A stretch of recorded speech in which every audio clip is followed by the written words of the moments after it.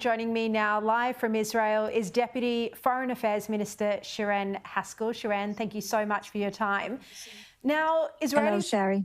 Israeli Prime Minister Benjamin Netanyahu has reportedly written to the Israeli President Isaac Herzog and asked for a pardon. Now, this news breaking overnight. Is this likely to happen, and would Netanyahu have to admit guilt before a pardon could be issued? So this is what the president requested, and I don't think it's very likely. I'll say more than that. I do understand that, and I know how much tension and difficulties it poses on a prime minister to attend the court almost on a daily basis as well. But I have to say, on an internal manner like that, Netanyahu's trial, when it is finished, whether he win or lose, I believe it's a win-win situation. The case that was put through is a very weak case. There were many remarks by the judges throughout the last few months about the lack of strength and evidence that they actually have in this file. And though it is very likely that Netanyahu will win this case, I believe. And I believe that if he does win the case, this will bring some calmness to the people here in Israel. He'll be able to prove his innocence, and I think we'll be able to put it better behind us. I think that in a case that he loses it, because the case is weak, the public will see it. And there's a huge debate about the judicial system. And so I think that most of the Israeli public see that as well. And they, it will just reinforce that debate about reforms that are needed in the judicial system here in Israel as well. Very divisive issue in Israel, and really probably along the lines of those who support the Prime Minister, think he should have a pardon, and those who don't, would like to see him face the full consequences. Now, I just want to turn to this issue making global news. Australian pro-Palestinian actor Guy Pearce, he's now apologised for sharing, and this is what he calls misinformation and falsehoods. He's admitted it about Israel. He's also deleted his social media accounts. Now, there's too much to go into here, but he did share content from a white supremacist, Nick Fontes. He posted material that blamed Israel for the 9/11 terrorist attacks. He accused Israeli officials of orchestrating the assassination of Charlie Kirk. I mean, this is all beyond the pale.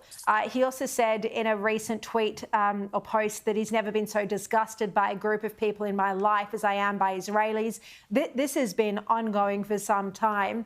Eventually, he's acknowledged he's posted misinformation and he's deleted his accounts. How damaging is someone who shares this sort of content, to such a large following? Well, first of all, there's an explosion already of anti-Semitism spreading across the globe. I think that when celebrities irresponsibly are sharing those blood libels, the exact fabrications and stories to try and demonize Jews, Israelis, and Jews in general, it's extremely damaging. It's extremely damaging because many people look up to them. Many people take their word as a credible fact. And for someone like that with so much following to share fabrication, blood libels, things that are completely detached from reality, it only continued to inflate the plague of anti-Semitism that we're experiencing right now. Just finally, there's reports that there's a new, supposedly independent from Hamas news outlet that's launching in Gaza. At least it's launching its English version. This is called, I don't know how to pronounce this, but Jusaw News. Sharren, we've spoken often about the bias of media reporting from Gaza, controlled by Hamas. Do you think this supposedly independent outlet will be more credible? I don't know this fact. I don't know what's the sources of it and what's behind it. I slowly reporters are allowed to go into Gaza. I have a lot of concerns for their security, whether they will be uh, walking free in those streets, experiencing or meeting Hamas officials.